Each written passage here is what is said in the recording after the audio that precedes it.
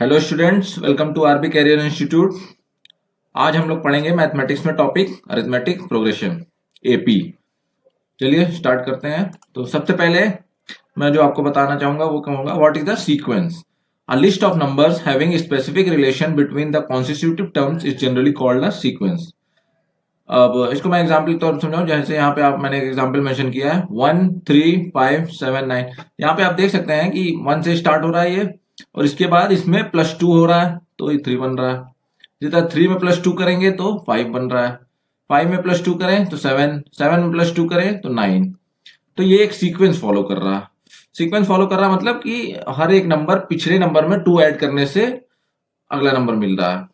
जैसे 1 हमारा पहला टर्म है, दूसरा टर्म क्या +2 किया तो 3 मिला। थर्ड टर्म कैसे मिला? सेकंड टर्म में +2 किया तो थर्ड टर्म मिला। तो ये एक सीक्वेंस फॉलो कर रहा है। इसी तरह दूसरा एग्जांपल आप देखिए 2 6 18 54। यहाँ पे क्या हो रहा? अगर 2 में हमने 3 का मल्टीप्लाई किया तो 6 मिला। 6 में हमने फिर 3 का मल्टीप्लाई किया तो 18 मिला, और 18 में हमने फिर 3 का मल्टीप्लाई किया तो 54 मिला। ये सीक्वेंस में क्या हो रहा है? Next term to the term is obtained by multiplying 3 to it. ठीक है, ये एक पैटर्न फॉलो कर रहा है तो इसको बोलते हैं हम सीक्वेंस। एक सीक्वेंस चल रहा है। इसी तरह मैं आपको एक एग्जांपल दूं। मान लीजिए मैं ऐसे लिख रहा हूं 0 1 4 9 16 25। ये क्या है? ये क्या कोई सीक्वेंस है? आप ध्यान से देखेंगे तो ये क्या है? Sequence of squares of whole number. Whole number हमारा 0 से शुरुआत होता है तो 0 का स्क्वायर 0, 1 का स्क्वायर 1, 2 का स्क्वायर 4, 3 का स्क्वायर 9, 4 का स्क्वायर 16, 5 का स्क्वायर 25 एंड सो ऑन। तो ये भी हमारा एक सीक्वेंस बना रहा है। इसी तरह कई चीजें सीक्वेंस में, जैसे आप सिंपल इंटरेस्ट जानते होंगे। सिंपल इंटरेस्ट जो लगता है वो हर साल, वो भी एक पैटर्न, एक सीक्वेंस फॉलो करता है एनुअली। इसमें हम पढ़ते नहीं है, एक प्रिंसिपल अमाउंट होता है, एक रेट होता है, एक टाइम होता है। तो हर साल में इंटरेस्ट जो है वो एनुअली लगता है, वो भी एक सीक्वेंस फॉलो करता है। तो ये है बेसिक डेफिनेशन सीक्वेंस की। अब आते हैं अगले जो है हमारा AP. An arithmetic progression is a list of numbers in which each term is obtained by adding a fixed number to the preceding term except the first term। क्या लिखा है कि लिस्ट एपी, अरिथमेटिक प्रोग्रेशन को short form में हम AP लिखते हैं। तो एपी क्या है? List of numbers. एक लिस्ट है नंबरों की जिसमें each term is obtained by, जिसमें हर टर्म मिलता है adding a fix number to the preceding term except the first term. मतलब फर्स्ट टर्म तो एक उससे सीरीज शुरू होगी, उसके बाद जो टर्म मिलेगा वो उसमें कुछ फिक्स नंबर ऐड करने से मिलेगा। ठीक है, अब मैं एग्जाम्पल देता हूं तो आपको समझ में आएगा। जैसे यहाँ पे देखिए क्या लिखा है 2 4 6 8 10। इसमें क्या हो रहा है? 2 में हमने +2 किया, फिर 4 में हमने +2 किया, 6 में हमने +2 किया 8 मिला, 8 में हमने +2 किया तो 10 मिला। तो ये क्या है? By adding a fix number. तो फिक्स नंबर यहाँ पे क्या है? 2 ऐड कर रहे हैं तो हमें अगला टर्म मिला। तो ये क्या है? ये एक एपी है। इसी को सीक्वेंस को हम ये भी बोल सकते हैं सीक्वेंस ऑफ इवन नंबर है। तो ये एक एपी का एग्जांपल है। इसी तरह दूसरा एग्जांपल देखिए 5 10 15 20 25। इसमें क्या हो रहा है? In this each term is obtained by adding 5 to the preceding term except first term. First term तो फिक्स रहेगा क्योंकि सीरीज को जो भी हम सीक्वेंस लिखेंगे वो वहीं से शुरुआत हो रही है, तो फर्स्ट टर्म फिक्स रहता है। उसके बाद जो पैटर्न फॉलो करता है वो एपी में ऐसे होता है कि कोई भी फिक्स नंबर या तो ऐड हो रहा है या सब्ट्रैक्ट हो रहा है, उसको बोलते हैं एपी। फिक्स होना चाहिए वो।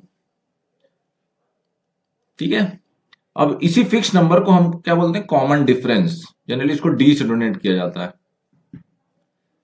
और कॉमन डिफरेंस ऑफ एपी। और remember that it can be positive, negative और जीरो। ये कॉमन डिफरेंस हमारा पॉजिटिव भी हो सकता है। यहाँ पे जैसे एग्जांपल में +2 था, यहाँ पे हमारा +5 था। और वो नेगेटिव भी हो सकता है। नेगेटिव में अगर मैं कोई एग्जांपल आपको दूं, जैसे मान लीजिए मैं एक सीक्वेंस लिख रहा हूँ 25 21 17 13 9। ये क्या है? ये एक सीक्वेंस लिखा। अब ये एपी है कि नहीं? अब आप नोटिस करेंगे 25 में मैंने 4 माइनस किया तो 21 मिला। 21 में मैंने 4 माइनस किया तो 17 मिला। 17 में मैंने 4 माइनस किया 13 मिला। 13 में से मैंने 4 माइनस किया तो 9 मिला। तो ये एक एपी है। कोई फिक्स नंबर हम सब्ट्रैक्ट करें तो यहाँ पे हमारा डी की वैल्यू कितनी है? -4। क्लियर हुआ? तो कॉमन डिफरेंस हमारा नेगेटिव भी हो सकता है, पॉजिटिव भी हो सकता है, और एक चीज और मैंने लिखी है जीरो।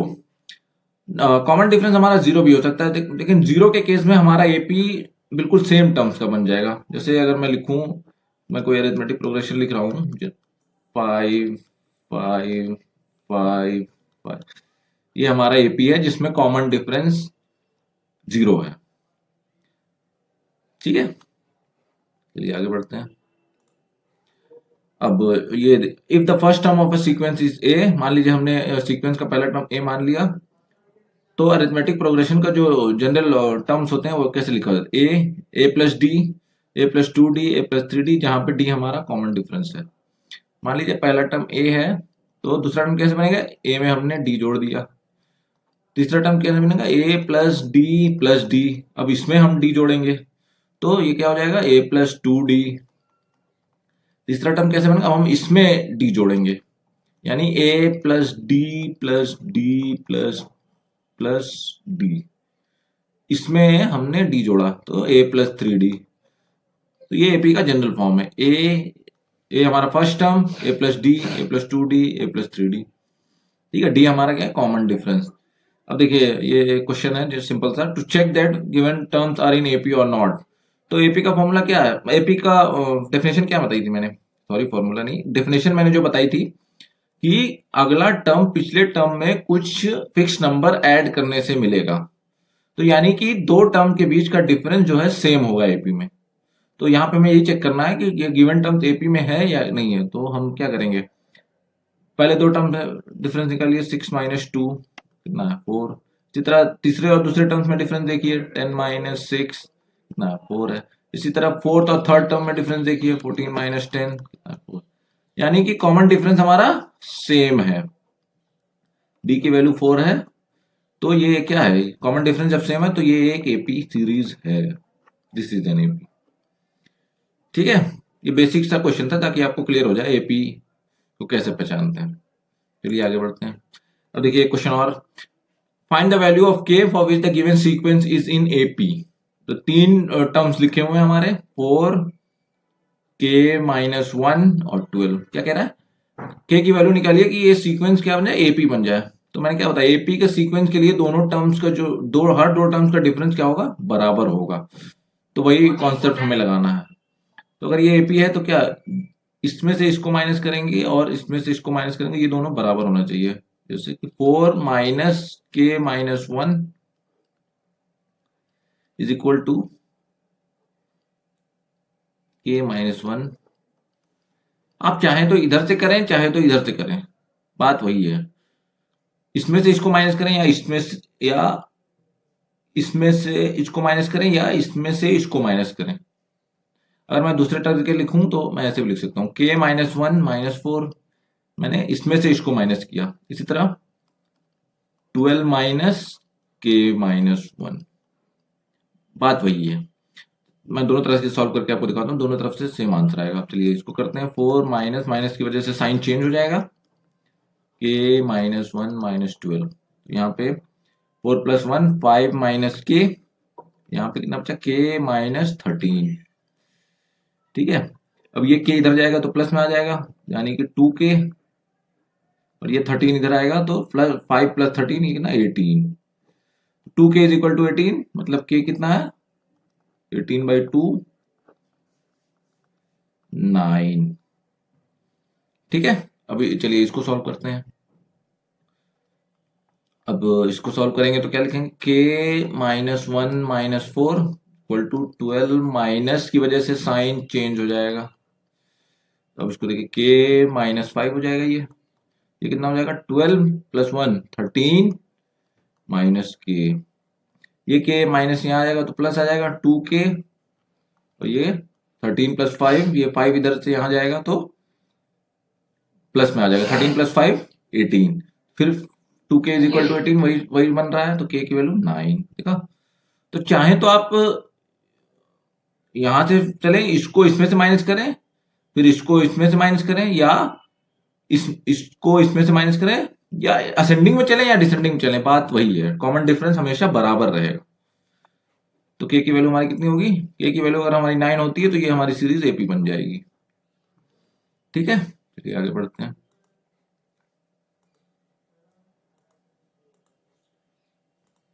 अब एक कॉन्सेप्ट आता है nth term of an AP. मतलब अगर कोई भी हम एपी लिख रहे हैं उसका nth टर्म क्या होगा, इसका एक जनरल फॉर्मूला है। तो चलिए बेसिक से शुरू करते हैं। जैसे मैंने यहाँ लिखा, let A1 A2 A3 be an AP whose first term is A1। मैंने आपको पहले बताया था फर्स्ट टर्म तो हमें फिक्स ही होता है जनरली। फर्स्ट टर्म हमें A1 मान लिया और कॉमन डिफरेंस हमें D मान लिया। तो एपी का सेकंड टर्म हमें कैसे मिलेगा, ठीक है, A1 प्लस D, ये हमारा दूसरा टर्म होगा। A1 में हमने कॉमन डिफरेंस ऐड कर दिया और इसी D को हम कैसे लिख सकते हैं, A1 प्लस 2 माइनस 1D। ये 1D है ना, तो इसको हमने सिंप्लीफाई करने के लिए एक टर्म में लिख दिया 2 माइनस 1D। इसी तरह हम अगला टर्म में आएंगे, थर्ड टर्म कैसे लेंगे, A2 प्लस D। अब थर्ड टर्म क्या होगा, A2 में कॉमन डिफरेंस ऐड होगा। अब A2 को हम लिख सकते हैं A प्लस D और प्लस D, तो A प्लस 2D हो गया। और 2D को फिर हम कैसे लिख सकते हैं, 3 माइनस 1D। ये दिखा रहा है कि एक पैटर्न फॉलो होता है एपी में। इसी तरह फोर्थ टर्म में हम लिखेंगे, तो फोर्थ टर्म पाने के लिए हमें A3 में कॉमन डिफरेंस ऐड किया। अब A3 को हमने रिप्लेस कर दिया A प्लस 2D से, तो ये 2D और D मिलके 3D बना दिया। 3D को हम लिख दिए A प्लस 4 माइनस 1D। ये एक जनरल पैटर्न बनाने के लिए हमने इस तरह से लिखा है, ताकि इसी तरह आपको फॉलो करते करते जब हम AN लिखेंगे तो यहाँ पे बेसिकली क्या हो रहा है, A4 जब हमने लिखा तो क्या है, A प्लस, हम 4 टर्म लिख रहे हैं, 4 माइनस 1, जो टर्म लिख रहे हैं उसमें से -1 करके कॉमन डिफरेंस को मल्टीप्लाई कर दिया। तो इसी तरह हमने जनरल फॉर्मूला डिराइव किया, जो कि बनता है AN इज इक्वल टू ए हमारा first term plus n-1 into common difference. इसी पैटर्न को देखते हुए ये फॉर्मूला आया है। ये फॉर्मूला आपको याद होना चाहिए, क्वेश्चन सॉल्व करने में ये आपकी हेल्प करेगा। तो इस फॉर्मूले को आपको बाय हार्ट करना होगा, ठीक है। समरी मैं करूं तो ये nth term of an AP with first term अगर A है हमारा और कॉमन डिफरेंस D है, तो हमारा फॉर्मूला क्या बनता है, AN is equal to A plus n-1D plus n-1D। इसी तरह अगर आप की एपी में पहला टर्म आपने A माना और कॉमन डिफरेंस D माना, तो जो AN का फॉर्मूला बनता है वो क्या बनता है, A फर्स्ट टर्म हुआ प्लस n-1D। ये फॉर्मूला आपको बाय हार्ट याद होना चाहिए, ठीक है। उम्मीद करता हूं आपको समझ में आया होगा। आगे बढ़ते हैं, क्वेश्चन कराता हूं तो और चीजें क्लियर होंगी। अब क्या बोलना, find the 10th term of the AP. हमारी एपी क्या है, 2 7 12। हमें क्या निकालना है, 10th टर्म, यानी कि 8 10। हमारा पहला टर्म इसमें क्या है, ए हमारा इसमें 2 है और कॉमन डिफरेंस क्या है हमारा, कॉमन डिफरेंस मतलब अगले टर्म में से पिछले टर्म का डिफरेंस। 7 माइनस 2 करें या 12 माइनस 7 कर लें, बात हुई। 7 माइनस 2 5, 12 माइनस 7 5, तो कॉमन डिफरेंस हमारा 5 है। और हमें निकालना क्या है, 8 10, मतलब 10th टर्म हमें निकालना है। आप इसको A ना बोल के A1 बोलिए तो ज्यादा क्लियर होगा कि ये पहला टर्म है, ठीक है। तो AN का फॉर्मूला क्या होगा, अरे A1 हमारा पहला टर्म है, A1 प्लस n-1D, ठीक है। फर्स्ट टर्म प्लस n-1D, जो टर्म हमें निकालना उसमें से -1 करके D का मल्टीप्लाई। तो इसी तरह हमें क्या निकालना, 10th टर्म निकालना है, तो 8 10 क्या हो जाएगा, A1 प्लस 10-1D। A1 की वैल्यू कितनी है, 2। A1 हमारा फर्स्ट टर्म है, 2 प्लस 9 इंटू D की वैल्यू कितनी है, 5 45। तो 2 प्लस 45 कितना आया, 47। ये हमारा आंसर हो गया। हमारा 10th टर्म एपी का क्या है, 47, ठीक है। फर्स्ट टर्म प्लस जो टर्म हमें निकालना है n-1 हो जाएगा, जनरल फॉर्मूला है, n-1D करके फॉर्मूले में पुट कर दिया और आंसर आ गया, सिंपल है। अब देखिए क्या करा, which term of the AP, हमें क्या क्वेश्चन में क्या दिया है, इस क्वेश्चन के दो पार्ट में, पहला पार्ट देखते हैं। Which term of the AP, AP हमारी है 21 18 15, ये हमारी एपी चल रही है और हमें पूछ रहा है कि इस एपी का कौन सा टर्म -81 आएगा। यानी कि हमें an दे दिया है, हमें n की वैल्यू नहीं पती, हमें n की वैल्यू नहीं पता है कि ये कौन सा टर्म है, लेकिन हमें an की वैल्यू पता है -81। और हम जानते हैं पहले टर्म को हम लिख दिए a1 और कॉमन डिफरेंस निकालना है हमें। कॉमन डिफरेंस के लिए क्या करते हैं, अगले टर्म में से पिछला टर्म माइनस करते हैं, 18 - 21 या 15 - 18 ऐसे भी कर सकते हैं। तो ये कितना, 18 - 21 -3, 15 में से 18 गया वो भी -3, तो डी हमारा -3 है। यहाँ पे साइन का ध्यान रखना है आपको, साइन इंपॉर्टेंट है, क्योंकि साइन अगर मिस कर गए तो पूरा कैलकुलेशन मिस्टेक हो जाएगी। ठीक है, a1 हमें पता है, d पता है और an पता है। हमें निकालना क्या है, n निकालना है। क्वेश्चन क्या कह रहा है कि कौन सा टर्म 81 -81 है इस एपी में। तो हम क्या, सिंपल फॉर्मूला हम जानते हैं, an का फॉर्मूला क्या होता है, a1 प्लस n-1d। हमें an पता है, हमें a1 भी पता है, फर्स्ट टर्म क्या है 21, हमें n नहीं पता है और d हमें पता है -3। बस इसी इसी इसी को सॉल्व करके हमें आंसर मिल जाएगा। चलिए सॉल्व करते हैं। अब देखिए -81, ये 21 अगर यहाँ से यहाँ प्लस में है तो यहाँ माइनस में हो जाएगा, तो -81 -21 इज इक्वल टू n-1 -3। ध्यान रहे ये -3 है, माइनस भूल मत जाइएगा। अब आगे बढ़ते हैं, -81 -21 कितना हो जाएगा, 82 और 20 -102, n-1 -3। अब 3 यहाँ मल्टीप्लाई में है, यहाँ आके डिवाइड में हो जाएगा, तो n-1 is equal to -102 upon -3। Minus minus cancel हो गया, 102 को 3 से डिवाइड करेंगे, 3 3 9, 1 और 12 34। n-1 की वैल्यू हमारी मिली कितना, अगली स्लाइड पे लिखता हूं मैं, तो हमें मिला n-1 34। तो n क्या हो जाएगा 35, ये हमारा आंसर है। मतलब क्या हुआ 35 30, ये जो एपी पिछले क्वेश्चन में एपी जो दिखा रहा था ये 21 18 15, इसका 35th टर्म हमारा क्या हो जाएगा -81। मतलब n की वैल्यू कितनी है 35, ये हमारा -81 है। पहला पार्ट सॉल्व हो गया। अब अगला पार्ट देखेंगे, also is any term zero, if so find the term. ये भी वही चीज है, ये पूछ रहा है क्या इस एपी सीरीज में कोई टर्म जीरो होगी। तो फिर वही कॉन्सेप्ट है कि अगर हमें पता करना है कौन सा टर्म जीरो है, तो हम क्या करेंगे, an को हम जीरो के बराबर कर देंगे।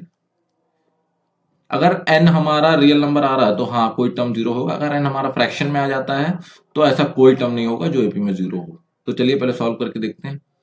हमें क्या पता करना है, क्वेश्चन क्या कह रहा था, इज एनी टर्म जीरो, क्या कोई टर्म इस एपी में जीरो है, अगर है तो उस टर्म को फाइंड कीजिए। तो हम जनरल कॉन्सेप्ट यही लगाएंगे कि हमने माना कि ए एंड जीरो है, तो हम फॉर्मूला पुट करेंगे a1 plus n-1d is equal to 0। a1 की वैल्यू कितनी थी, a1 हमारा था 21 और d था हमारा -3। a1 हमारा था 21 और d हमारा था -3। तो चलिए इसको सॉल्व करते हैं। 21 इधर से उस तरफ जाएगा तो माइनस में हो जाएगा, ठीक है। अब n-1 और 3 यहाँ मल्टीप्लाई में, उधर जाके डिवाइड में हो जाएगा, ये कट्टा 3 7 से 21, यानी n-1 हमारा 7 है, तो n की वैल्यू कितनी है 7 + 1 8। यानी ये क्या दिखा रहा है कि हमारा 8th टर्म इस एपी में क्या बनेगा 0। ये हमारा आंसर हो जाएगा।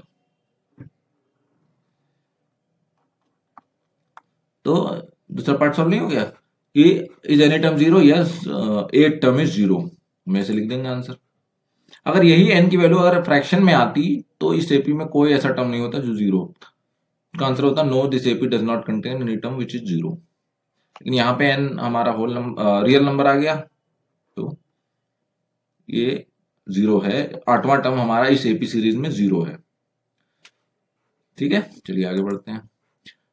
Determine the AP whose third term is 5 and 7th term is 9। क्या कह रहा है, दिया क्या है, थर्ड टर्म हमारा क्या है 5 है और 7th टर्म हमारा 9 है। हमें एपी बताना है, एपी लिखना है कि एपी सीरीज क्या बन रही है। तो चलिए A3 को हम कैसे लिखते हैं, A1 प्लस n-1, तो 3-1 हो गया, d इक्वल टू 5, यानी A1 प्लस 2d हमारा 5 है। ये हमारे पास एक इक्वेशन बनी। इसी तरह A7 को कैसे लिखेंगे, फर्स्ट टर्म प्लस n-1 करते हैं, तो n हमारा 7 है, तो 7-1, एक मिनट, ये थोड़ा सा गलत हो गया। हाँ, तो A1 प्लस 7-1d, इसकी वैल्यू कितनी है, 9, तो A1 प्लस 6d हमारी 9। हमारे पास दो इक्वेशन है। अब यहाँ आप लोग सिस्टम्स ऑफ लीनियर इक्वेशन में पढ़ा होगा, इसको कैसे सॉल्व करते हैं।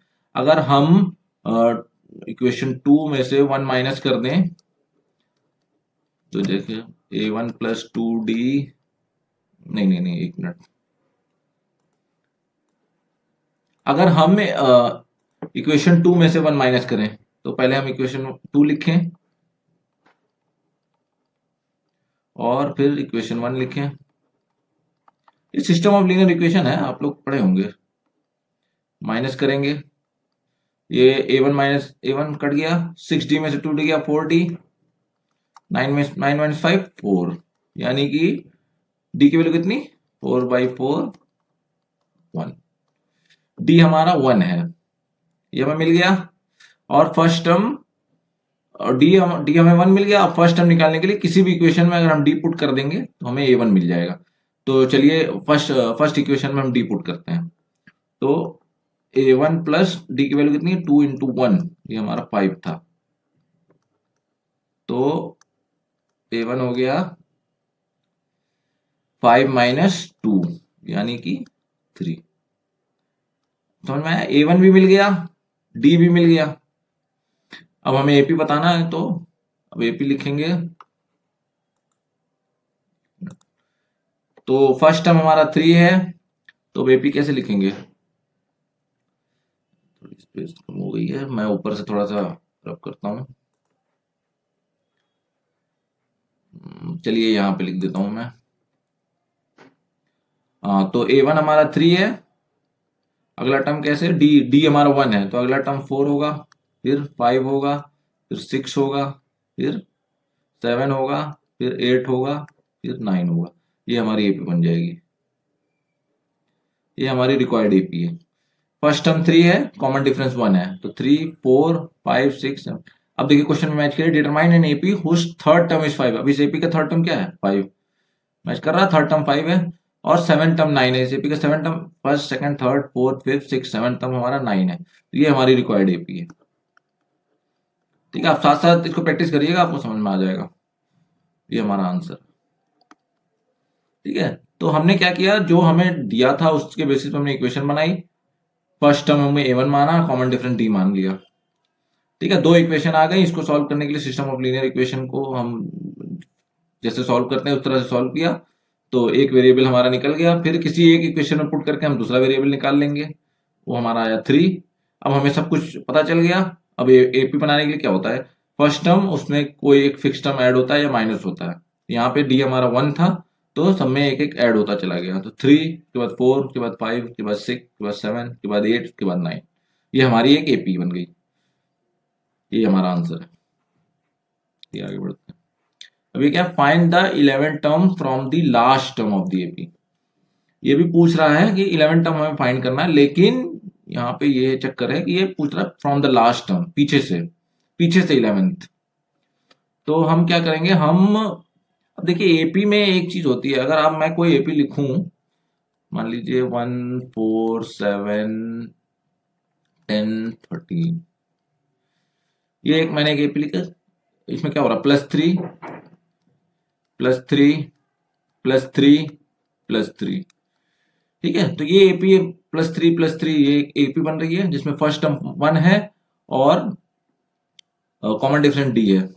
अगर मैं इसी को उल्टा लिखूं रिवर्स ऑर्डर में, देखिए, तो फिर भी आप देखेंगे 13 में से हमने क्या किया, -3, 10 में से हमने क्या किया, -3, 7 में से हमने क्या किया, -3, 4 में से हमने क्या किया -3, तो ये भी एक एपी बन रही है। बस डिफरेंस ये है कि जब हम इस ऑर्डर में चल रहे थे तो कॉमन डिफरेंस हमारा +3 था, लेकिन जब हमने रिवर्स किया तो कॉमन डिफरेंस हमारा क्या हो गया, -3 हो गया। है चीज दोनों वही, दोनों एपी हैं हमारी, तो यही चीज हम यहाँ पे यूज करेंगे। ठीक है, अब अगर हम इस एपी को देखें तो 10, 7, 4 और हमारा -62। अगर हम ध्यान से देखें तो इस तरफ अगर हम करेंगे, इस तरफ से चलेंगे तो 10 में से क्या हो रहा है कि 7 आ जा रहा है, तो 7 - 10 -3। 10 में से अगर हम -3 करेंगे तो 7 आ रहा है। इसी तरह 7 में हम -3 करेंगे तो 4 आएगा।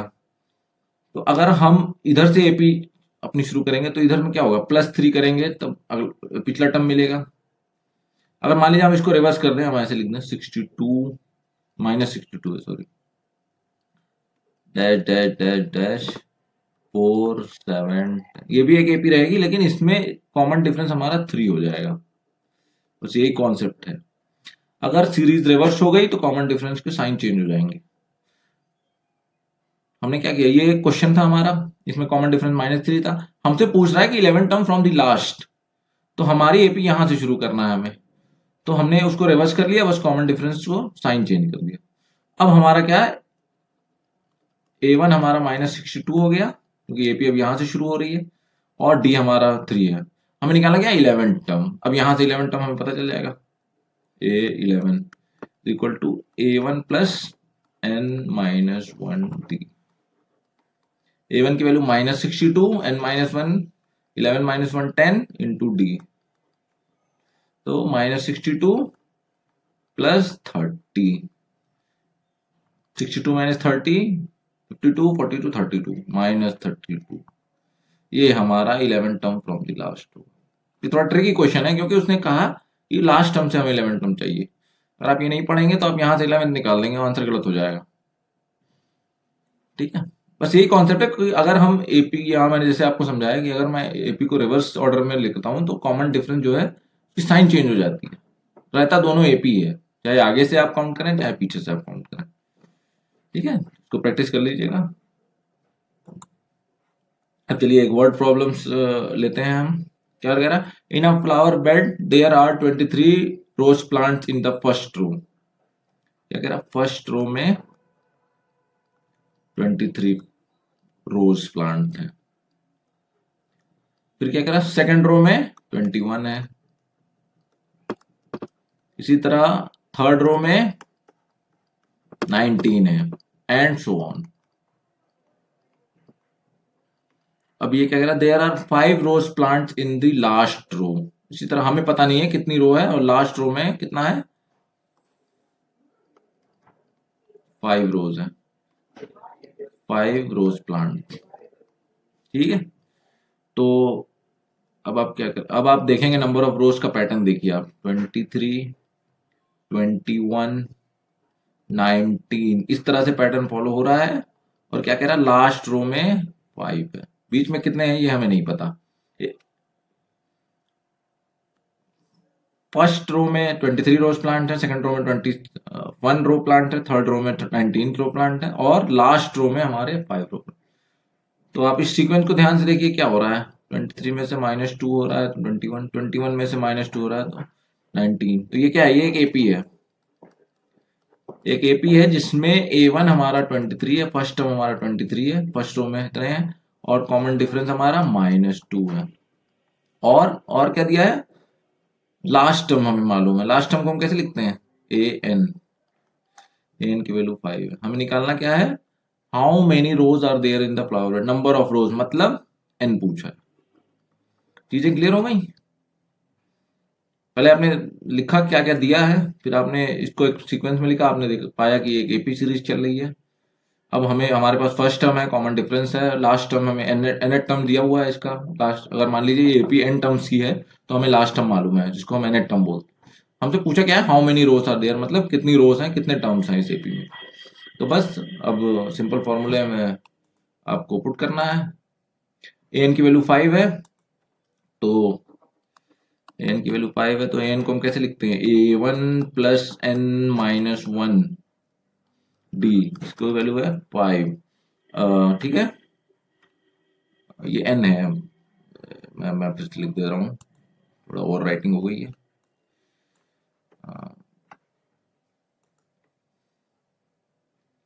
a1 plus n minus one D. तो चलिए अब जो जो वैल्यू हमारे पास है उसको पुट करते हैं। a1 23 है, d माइनस टू है, ठीक है। a1 23 है, n की वैल्यू हमें फाइंड आउट करना है, d हमारा माइनस टू है, ठीक है। अब ये जनरल इक्वेशन आपको सॉल्व करना है। 23 यहाँ प्लस में है, वहां जाके माइनस में हो जाएगा,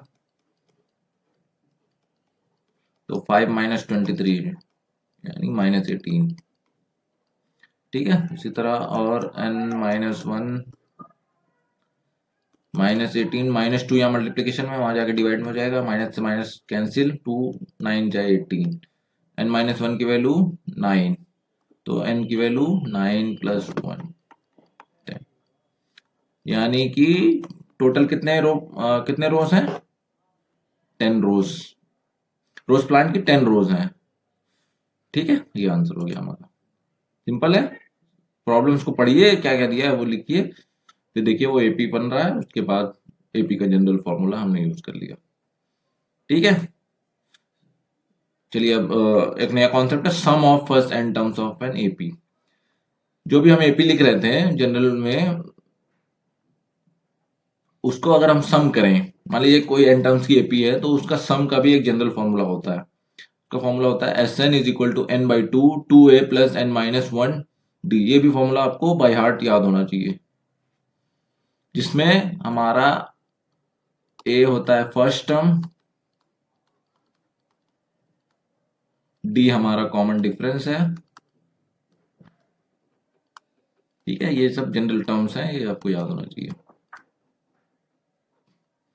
और एन हमारा एन टर्म दिखाता है, एन टर्म मतलब कितना टर्म्स है एपी में, एन हमारा number of terms of AP है, ठीक है।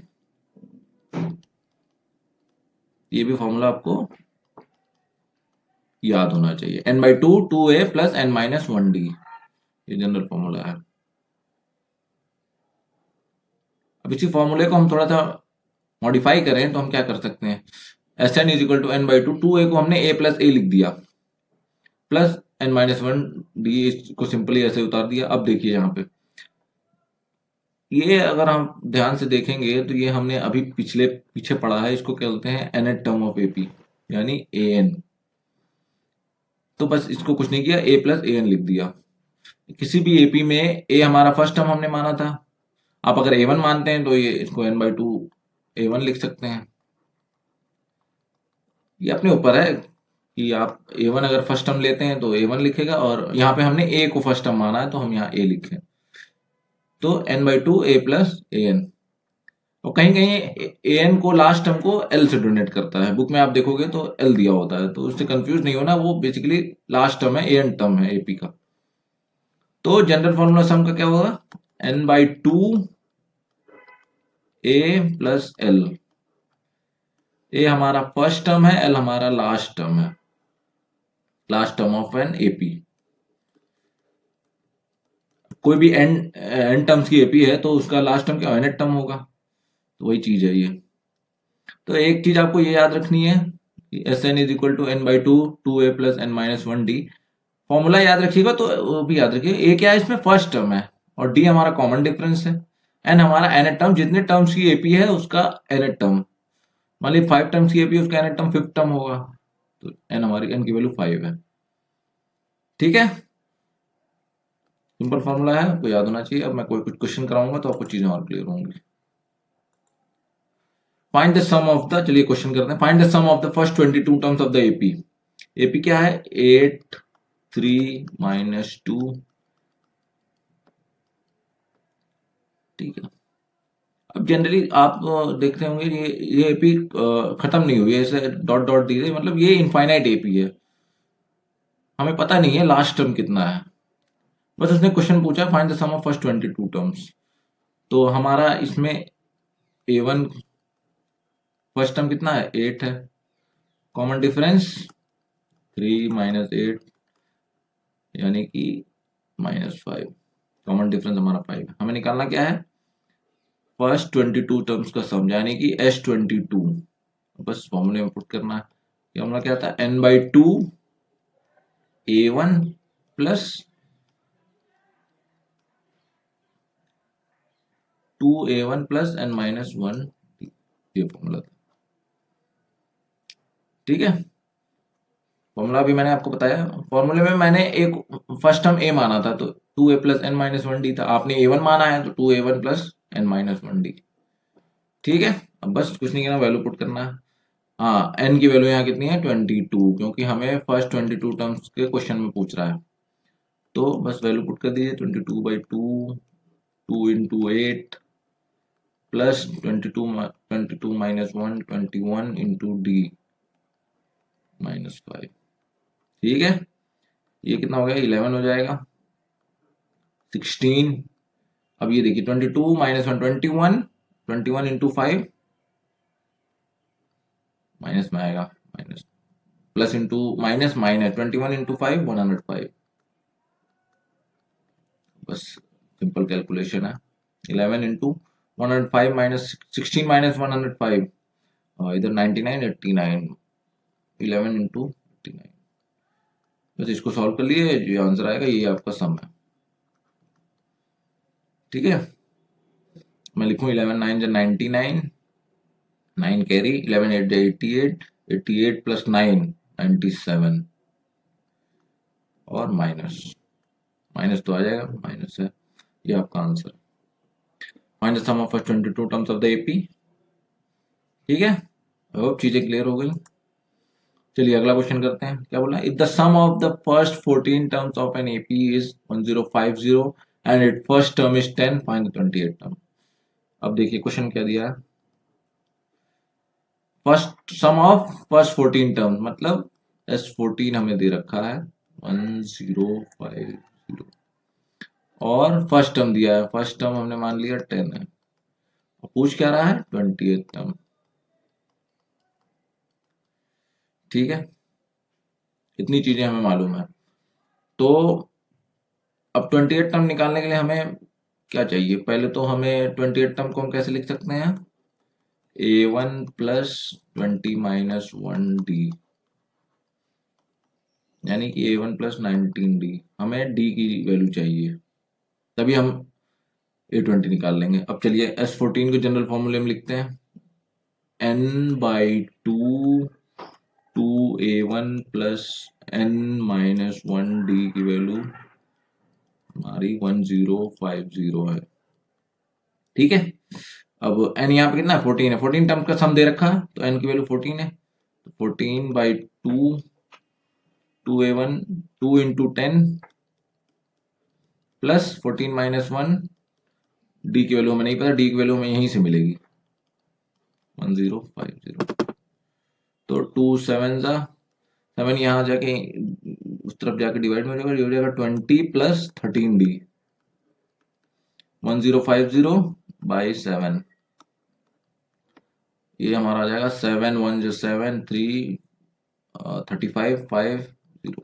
ठीक है, अब 13d की वैल्यू कितनी हो गई, ये 20 यहाँ प्लस में, उधर जाके माइनस हो जाएगा, तो 150 माइनस 20 130, d की वैल्यू 130/3, 10, d हमारा 10 आ गया। A1 हमें पता है, तो A20 हम आराम से निकाल लेंगे। d हमें मालूम है, कॉमन डिफरेंस पता है, फर्स्ट टर्म हमें मालूम है, तो A20 अभी हमने लिखा कि A1 प्लस 19d, तो A20 is equal to A1 10 plus 19 into 10, 10 plus 190 200, हमारा आंसर हो गया। ठीक है, पहले आप लिख लीजिए क्या दिया हुआ है आपको, फिर उसके बाद आपको देखना है कि हम कैसे निकाल सकते हैं। उसमें 28 टर्म पूछा था, 28 टर्म का जनरल फॉर्मूला लिखा, हमें A1 पता था ना, d हमें निकालना था। d निकालने के लिए हमें ये दिया था कि sum of 14 terms, first 14 terms of N AP, तो S14 हमें मालूम था, S जनरल फॉर्मूला लिख के में n14 हो गया, 2A1 हमें मालूम है, इससे d निकाल लिया हमने सॉल्व करके, d निकल गया, तो फिर उसमें लग के हमने A20 28 टर्म निकाल लिया। ठीक है, प्रैक्टिस करिएगा आप लोग, तो चीजें क्लियर होंगी और एफिशिएंसी भी आपकी बढ़ेगी। चलिए अगला क्वेश्चन करते हैं। Find the sum of first 1000 positive integers. तो क्या बोल रहा है, find the sum of first 1000 positive integer. Positive integer कहाँ शुरू होगा, 1 2 3 कहाँ तक, 1000 तक। तो इस ये एक एपी बन रही, एपी तो बन रही, सब में +1 हो रहा है, कॉमन डिफरेंस 1 है। तो अब ये एक एपी है, इसमें क्या पूछा, find the sum of first 1000 positive integer. मतलब n हमें पता है 1000 है, इसमें a1 कितना है, 1 है, कॉमन डिफरेंस हमारा 1 है। अब हमें निकालना क्या है, s1000, फर्स्ट 1000 का पॉजिटिव इंटीजर का सम। फिर वही है n/2 2a1 प्लस n-1। इसमें आप वैल्यू पुट करिए, हो जाएगा आपका 1000/2 2 × 1 प्लस n हमारा 1000 1000 - 1 999 2 1, ठीक है, 500 2 प्लस 999, ठीक है। तो 500 × 1001, ये आपका जो भी आंसर है ये आपका आंसर हो जाएगा, ठीक है, सिंपल फॉर्मूले में पुट कर। अच्छा वैसे आप यहाँ पे आप देखोगे तो ये एक एपी एक फाइनाइट एपी है। फाइनाइट एपी मतलब आपको पता है कि इसमें कितने टर्म, 1000 टर्म्स हैं। तो इसमें आप एक और फॉर्मूला भी आप लगा सकते थे, जैसे मैंने आपको पहले बताया था कि एस एन क्या होता है, n/2 a1 प्लस एल, यानी कि first term plus last term. इसमें हमें लास्ट टर्म भी पता है और फर्स्ट टर्म भी पता है, तो डायरेक्ट अगर आप ऐसे भी करते तब भी आपको आंसर आ जाता। a1 हमारा 1 है प्लस 1000 है, कितना हुआ 500 × 1001। ये देखिए बिल्कुल एग्जैक्ट सेम आ रहा है, इससे आपका थोड़ा टाइम बच जाता, क्योंकि इसमें लास्ट टाइम हमें मालूम था। पिछले सारे एग्जाम्पल में हमें एपी डिफाइन पूरी डिफाइन नहीं थी, कुछ टर्म दे रखा था और डैश डैश करके कंटिन्यू थी, हमें पता नहीं था लास्ट टर्म क्या है। इसमें लास्ट टर्म हमें मालूम है, तो हम ये वाला फॉर्मूला भी इस तरह से यूज करेंगे तो जनरली हो जाएगा। देखिए यहाँ पे भी 500 × 1001 आया, यहाँ पे भी 500 × 1001 आया, ठीक है। ये तो क्वेश्चन करने का तरीका होता है, जैसे जैसे जैसे आप प्रैक्टिस करेंगे एफिशिएंसी आपको भी समझ में आएगा क्या क्या कर सकते हैं। तो मैथमेटिक्स में तो एक ही है कि आप प्रैक्टिस करोगे तभी आपका, प्रैक्टिस से आपका हाथ भी मतलब दिमाग भी चलेगा, फिर स्पीड भी बढ़ेगी। चलिए आगे बढ़ते हैं। अब देखिए कुछ वर्ड प्रॉब्लम्स मैंने लिए हैं, इससे चीज़ें आपको क्लियर होंगी। चलिए तो इसको करते हैं। A manufacturer of TV sets produce 600 sets in the third year, यानी कि थर्ड ईयर का प्रोडक्शन हमारे पास है 600 और सेवेंथ ईयर का प्रोडक्शन दिए रखा है 700। Assuming that the production increases uniformly by a fixed number, देखिए यहाँ बोल दिया uniformly by a fixed number, मतलब every year, मतलब हर साल का जो प्रोडक्शन है वो हर साल फिक्स नंबर से बढ़ता है, मतलब एक एपी के टर्म में बढ़ता है, ठीक है। अब एपी की अगर हम ये मतलब हम ये समझ गए कि एपी फॉलो करेगा, जो भी प्रोडक्शन हर साल बढ़ रहा है वो एक एपी फॉलो करेगा। अब हमारे पास थर्ड ईयर का प्रोडक्शन है, मतलब A3 की वैल्यू है हमारे पास, और सेवेंथ ईयर का प्रोडक्शन है, मतलब A7 है हमारे पास। अब हमसे तीन चीजें पूछ रही हैं, production in the first year A1 पूछ रहा है, यानी production in the 10th year A10 पूछ रहा है, और total production in the first, total production मतलब फर्स्ट 7 ईयर टोटल सम, यानी कि S7 पूछ रहा है।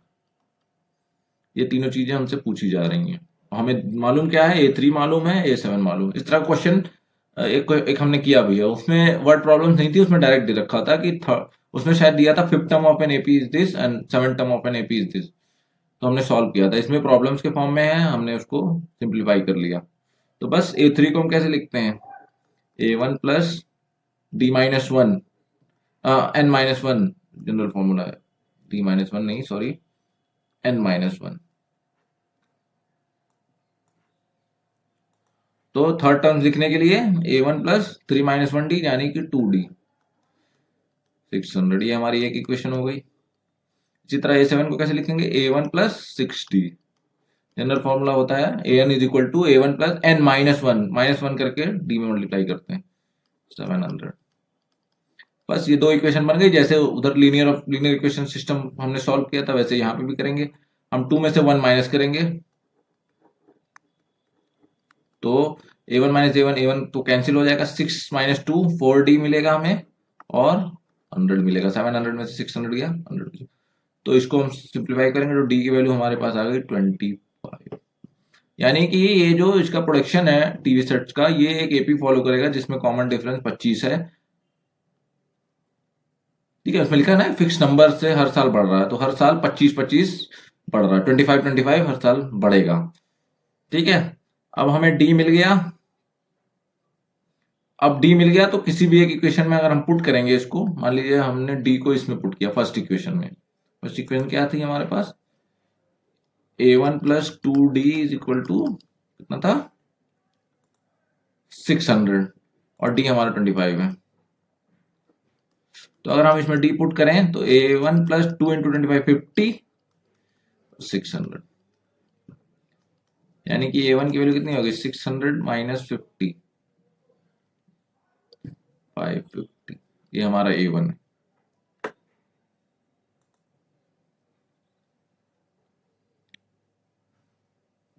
ठीक है, समझ में आया आपको। थर्ड ईयर का प्रोडक्शन हमें मालूम था, सेवेंथ ईयर का प्रोडक्शन हमें मालूम था। हमने एपी के फॉर्म में लिखा A3 या A7, उसको जनरल फॉर्मूले में हमने सिंप्लीफाई किया तो A1 प्लस 2d फिर A1 plus 6d। System of linear equation solve करेंगे, इसमें से इसको माइनस किया 4d की वैल्यू 100 d की वैल्यू 25, फिर हमने इस इक्वेशन में पुट कर दिया तो A1 की वैल्यू हमें मिल गई 550। ये A1 है यानी कि फर्स्ट टर्म है एपी। पहले तो हमसे यही पूछा था production in the first year. अब दूसरी चीज हमसे क्या पूछी है, production in the 10th year, मतलब A10 पूछा है। सेकंड पार्ट अगर हम देखेंगे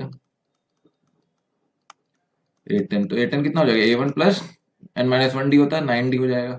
A1 अब हमारे पास आ चुका है 550 प्लस 9 इंटू डी कितने है 25, तो 550 9 इंटू 25 कितना होता है 225, यानी कि 775। ये हमारा A10 है 10th ईयर का प्रोडक्शन।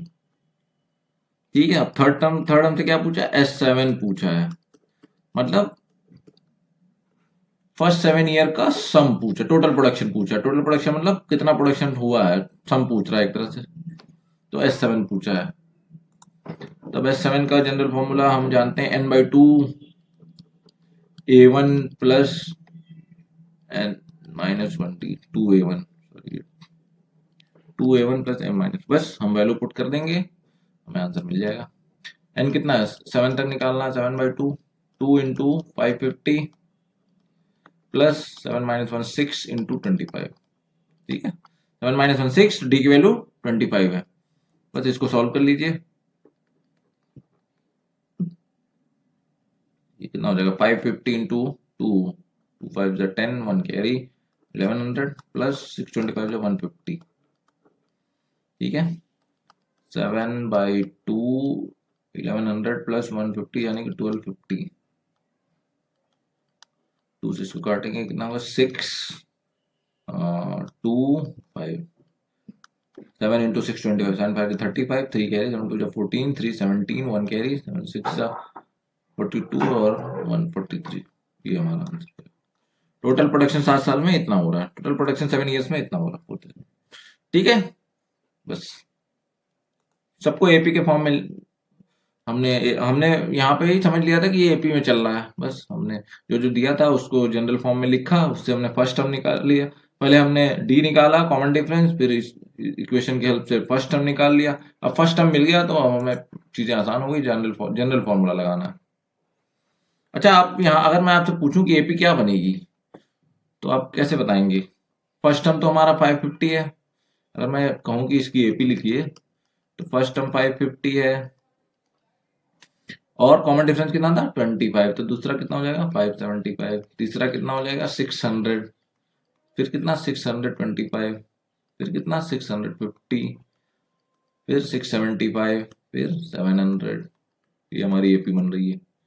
मतलब टीवी का प्रोडक्शन एक एपी पैटर्न फॉलो कर रहा है, जो कि ये है। अब आप क्वेश्चन से मैच करेंगे तो ये मैच करेगा। ये क्या है? Manufacturer of TV set produce manufacturer of TV sets produce 600 sets in the third year और 700 sets in the seventh year. तो अब अपनी एपी देखिए आप, 600 set in the third year 1 2 3 और 700 set in the seventh year 1 2 3 4 5 6 7। Match कर रहा है ना? तो ये हमारी एपी है। बस चलिए आगे बढ़ते हैं, एक और क्वेश्चन लेते हैं। ये देखिए बहुत अच्छा क्वेश्चन है। In a potato race, a bucket is placed at the starting point, which is 5 meter from the first potato, and the other potatoes are placed 3 meter apart in the straight line.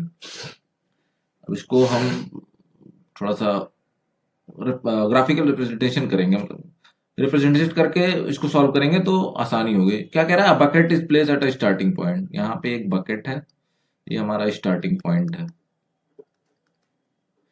ये हमारा bucket हो गया।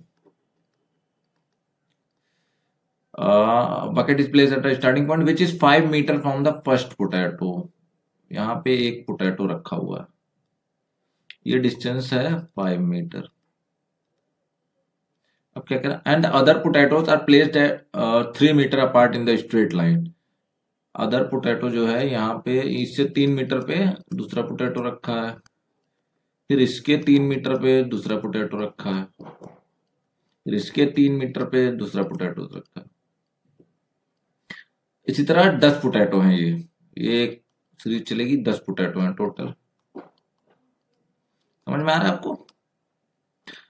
इन a potato race bucket is placed at the starting point और which is 5 metre from the first potato. First potato से 5 metre पे एक bucket है और other potatoes are placed 3 metre apart in the straight line. इसके 3 metre पे 3 metre बढ़ते बढ़ते अलग अलग पोटैटो रखे हैं।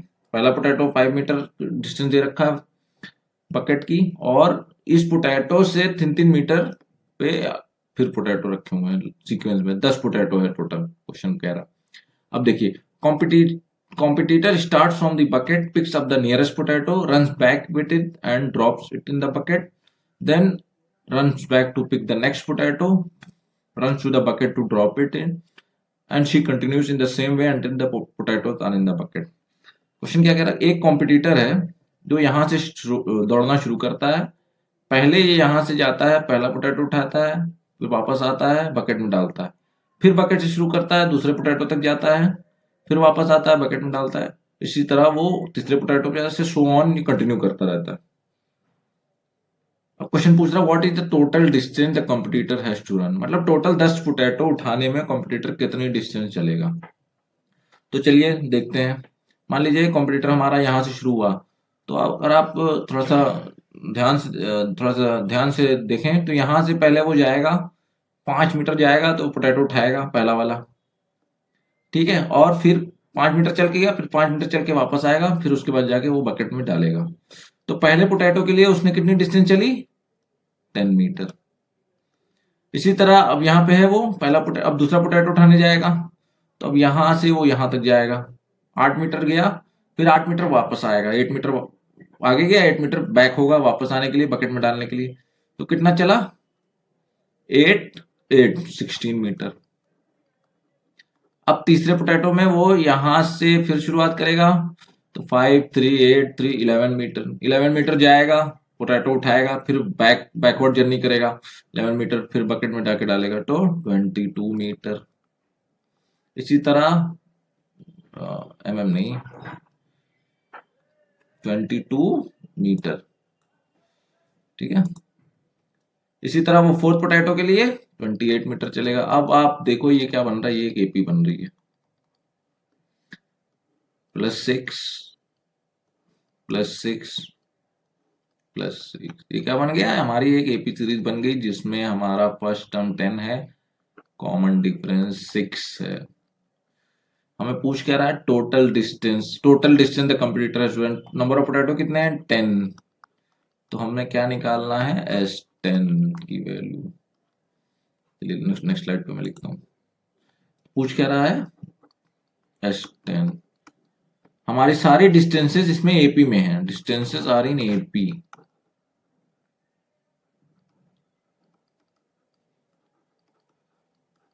और हमें S10 पूछा है, तो बस S10 का general formula n/2 2a1 plus 2a1 plus n-1d। ठीक है, बस 10/2 2 इंटू A1 कितना था हमारा, और हम पीछे देखेंगे तो A1 हमारा 16 है, A1 हमारा 10 है, सॉरी A1 10 है, D 6 है, तो 2 इंटू 10 प्लस n-1 10-1 D हमारा कितना है 6, बस ये कितना हो गया 5 हो गया, 20 plus 9 into 6, 5 into 20 plus 54, 9 6 54, 54 plus 20 74, 5 into 74, 5 4 20, 2 carry, 5 7 35, 370। Total distance कितनी उसने चलना होगा उसको 10 पोटैटो उठाने में, 370 मीटर। उसको जब वो पूरा दौड़ेगा तब जाके 10 पोटैटो बकेट में रख पाएगा। अगर वो ये पैटर्न फॉलो कर रहा है कि पहले एक पोटैटो उठा रहा है, फिर बकेट पे वापस आ रहा है, फिर बकेट से जा रहा है, दूसरा पोटैटो उठा रहा है, फिर लाके बकेट में डाल रहा है, जैसे क्वेश्चन में बोला है, तो उसको टोटल 370 मीटर चलना पड़ेगा, तब जाके पूरे 10 पोटैटोज बकेट में आ जाएंगे। ठीक है, उम्मीद करता हूँ आपको चीजें क्लियर हो। मैंने बहुत सिंपल सिंपल टर्म्स में समझाया आपको। ठीक है, चलिए आगे बढ़ते हैं, एक क्वेश्चन और ले लेते हैं हम लोग। अब देखिए असम, एक और क्वेश्चन देखते हैं। A sum of 700 is to be divided, question क्या कह रहा है, sum of 700 is to be is used to give 7 cash prizes to students of a school on their overall academic performance. If each prize is 20 less than its preceding prize, find the value of each of the prize. क्या कह रहा है, सम 700 है, माने कि 700 हमारे पास total amount है, इसको हमें 7 लोगों में बांटना है, यानी कि 700 टोटल है, मतलब S7 हमें दिया हुआ है। और क्या कह रहा है, if the each prize is 20 less than it preceding prize, मतलब कि अगर पहले बच्चे को 200 दिया गया, 200 दिया गया, तो दूसरे को 180 देंगे, मतलब हर एक प्राइस अपने पिछले प्राइस से 20 रुपए कम है, 20 रुपीज कम है, तो हमें डी की वैल्यू मालूम है -20, -20, 20 लेस, तो माइनस होगा, जो एपी बनेगी उसमें -20 होगा, डी की साइन इंपॉर्टेंट है। ठीक है, हमें पता चल गया, हमें सम मालूम है, टोटल सम 700 है, 7 लोग में प्राइस देनी है, 700 को 7 लोग में बांटना है on the basis of their overall academic performance. ठीक है, और हर एक प्राइस 20 लेस है अपनी प्रीसीडिंग प्राइस से, मतलब पहले स्टूडेंट को जितना मिलेगा दूसरे स्टूडेंट को उसको 20 कम मिलेगा, एक एपी चलेगी मतलब। लेकिन हमें पता नहीं है एपी का फर्स्ट टर्म क्या है, कुछ नहीं पता है, बस हमें इतना पता है टोटल सम पता है, हमें नंबर ऑफ कितना टर्म्स होगा ये पता है, और कॉमन डिफरेंस पता है।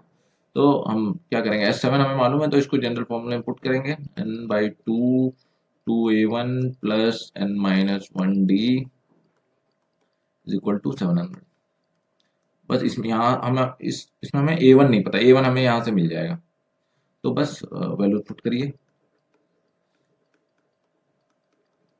6 हो जाएगा, 6 इंटू 20 -20। देखिए साइन साइन इंपॉर्टेंट है, साइन अगर भूल गया तो पूरी कैलकुलेशन मिस्टेक हो जाएगी। अब ये 2a1 प्लस ये माइनस हो जाएगा, -120, 700, यहाँ 7/2 है, उधर जाकर 2/7 हो जाएगा, ये 700, ये हो गया 200। अब ये 120 यहाँ माइनस में, उधर जाके प्लस में हो जाएगा, 200 प्लस 120 320, A1 की वैल्यू 320/2 यानी कि 160। कितना है A1 हमारा, कितना है, फिर से मैं लिख देता हूँ, 320/2 यानी कि 160। फर्स्ट टर्म हमें मिल गया, पहले बच्चे को कितना मिलेगा 160। अब A2 कितना आएगा, A1 प्लस डी, ये होता है ना A1, यहाँ पे A1 कितना है,